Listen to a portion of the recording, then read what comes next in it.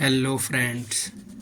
आज बहुत काम था इसलिए स्टोरी लिख नहीं पाया हूँ और कुछ अब शाम को टाइम मिला है तो आपके लिए कहानी लाया हूँ। कृपया सुनिएगा और वीडियो को पूरा देखिएगा, बीच में ना छोड़ें। और अगर आपको कहानी पसंद आए तो मेरे चैनल को लाइक करना, सब्सक्राइब करना और मुझे फॉलो करते रहना। आपका प्यार मिलेगा तो ऐसे ही मैं आगे आपकी कहानियाँ लाता रहूँगा। तो दोस्तों, कहानी ये थी कि एक राधे श्याम नाम का व्यक्ति होता है।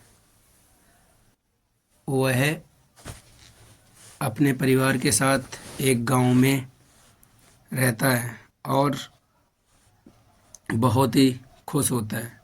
उसके परिवार में माता पिता, बीवी और 2 बच्चे होते हैं और वह बहुत ही शांत भाव का व्यक्ति होता है।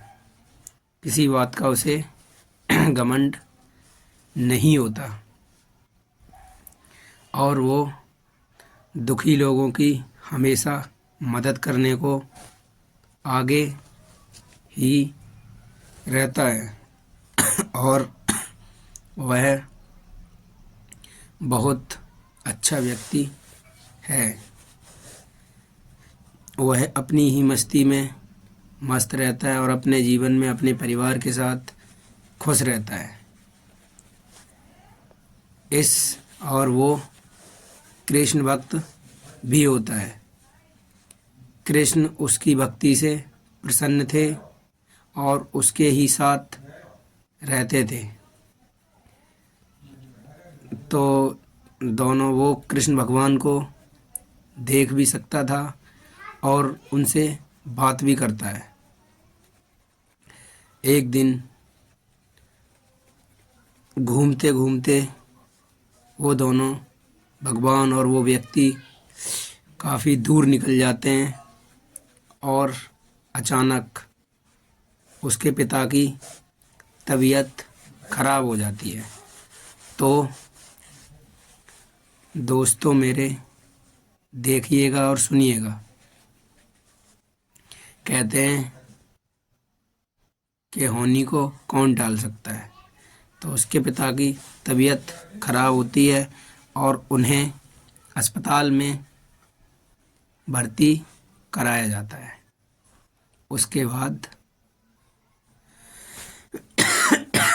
बाद में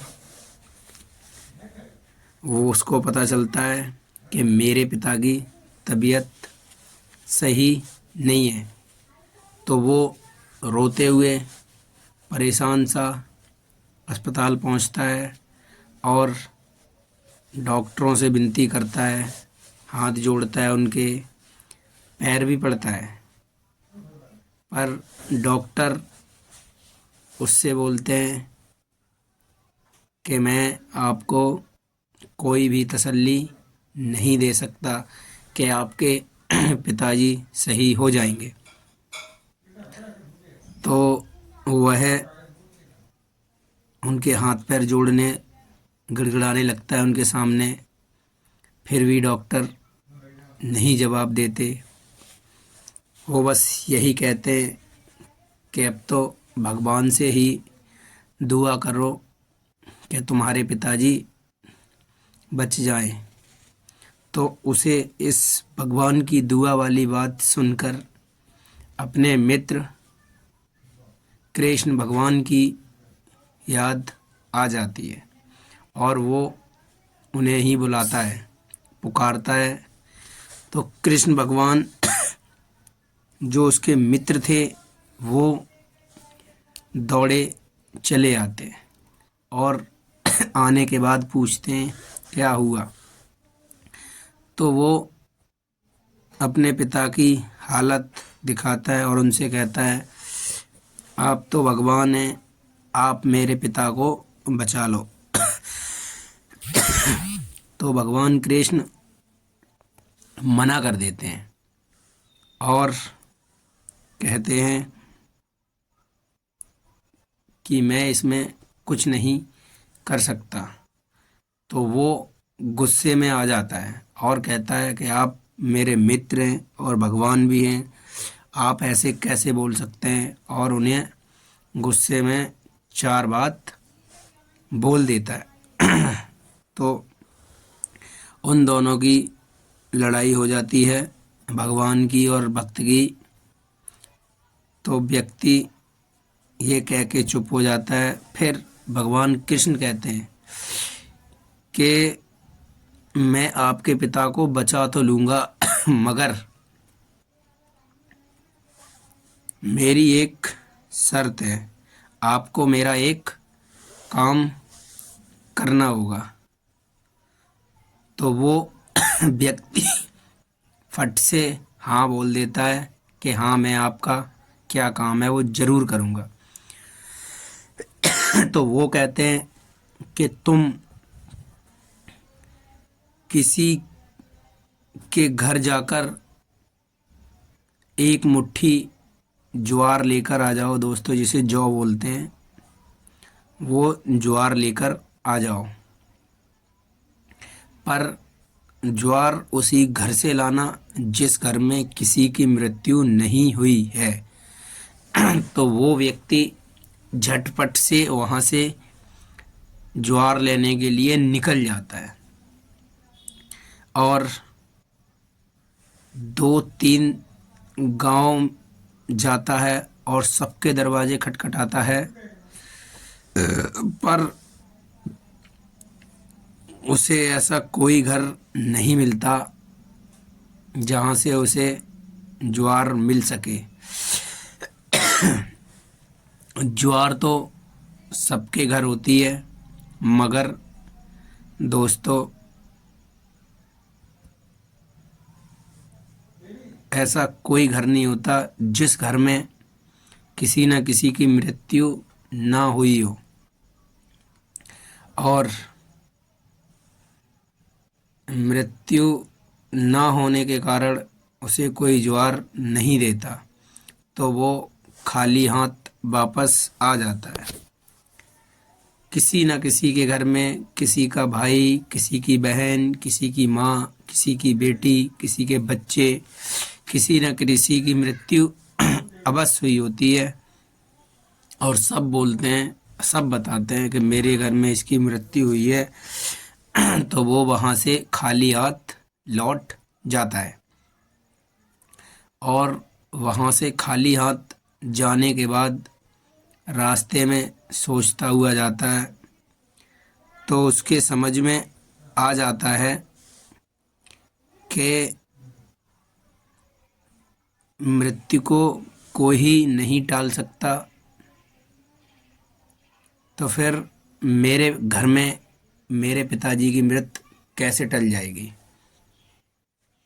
तो वो भगवान के पास जाकर पहुंचता है और उनसे माफ़ी मांगता है और कहता है, प्रभु मुझे माफ़ करियो, मैंने आपसे गुस्से में अनाप शनाप बोल दिया, बेवजह आपसे बहस बाजी करी।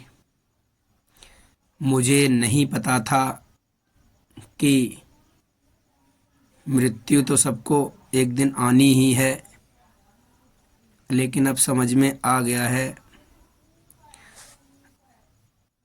तो भगवान कृष्ण कहते हैं कि मृत्यु एक ऐसा सत्य है जिसे झुटलाया नहीं जा सकता,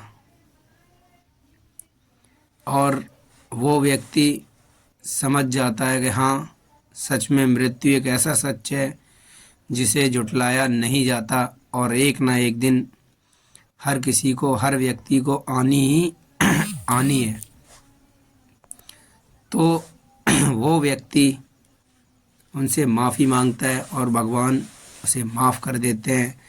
फिर वह अपने मन में सोचता है कि अब तो बस पिताजी को घर ले जाना है और जब तक जिंदा है उनकी सेवा करनी है, उनकी ही सेवा करनी होगी, क्योंकि मरना तो एक दिन सबको है ही है, तो जीते जी उनकी सेवा क्यों ना की जाए। तो मेरे प्यारे मित्रों, ये कहानी यहीं ख़त्म होती है और मैं आपको इस कहानी के माध्यम से यही बताना चाहता हूँ कि मृत्यु एक ऐसा सत्य है जो आदमी जानते हुए भी झुठलाना चाहता है और उससे बचना चाहता है, जबकि उससे कोई भी आज तक नहीं बच पाया है और ना कोई कभी बच पाएगा। तो कृपया हम इस बात को माने कि हाँ, मृत्यु ही एक असली और सही सच है और एक ना एक दिन ये सबको आनी है। बस यही आपको इस स्टोरी और कहानी के माध्यम से समझाना चाहता था। तो मेरी स्टोरी यहीं ख़त्म होती है। जय हिंद, जय भारत। और मैं आपको नेक्स्ट कहानी के माध्यम से फिर मिलूँगा। धन्यवाद। और स्टोरी और कहानी अगर आपको मेरी अच्छी लग रही हो, समझ में आ रही हो, तो मेरे चैनल को लाइक करें, सब्सक्राइब करें और मुझे फॉलो करना ना भूलें। मैं आपके लिए ऐसे ही रोमांचक कहानियाँ लाता रहूँगा।